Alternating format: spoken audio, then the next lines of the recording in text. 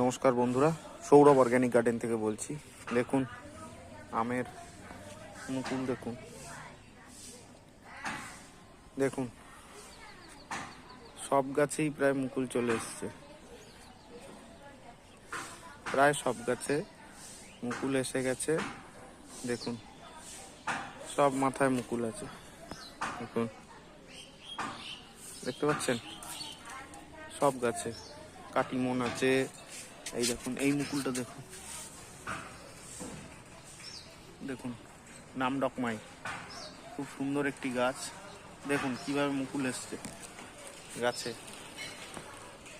এরপরে পরবর্তী আপডেট দেবো কিভাবে কি করা হচ্ছে। মিয়াজাকি, এটা 3 টেস্ট আছে, এটা হানি ডিউ আছে।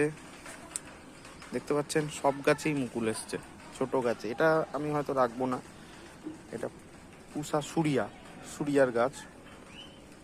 এইটা এত ছোট গাছে নেওয়াটা ঠিক হবে না, ফল নেওয়াটা। এই যে কাটিমনগুলো আসছে,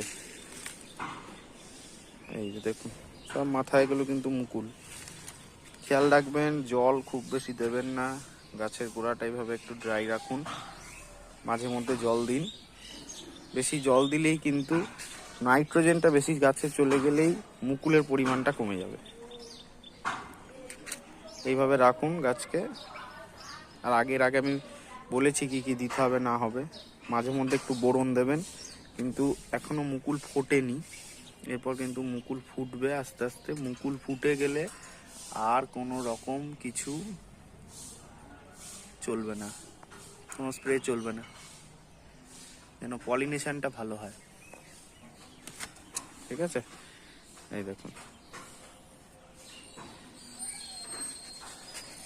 এই দেখুন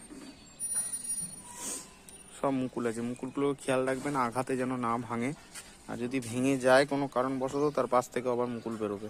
এই যে এটা ভেঙে গেছে আমার। মিয়াজাকির মুকুলটা এভাবেই বেরোয়।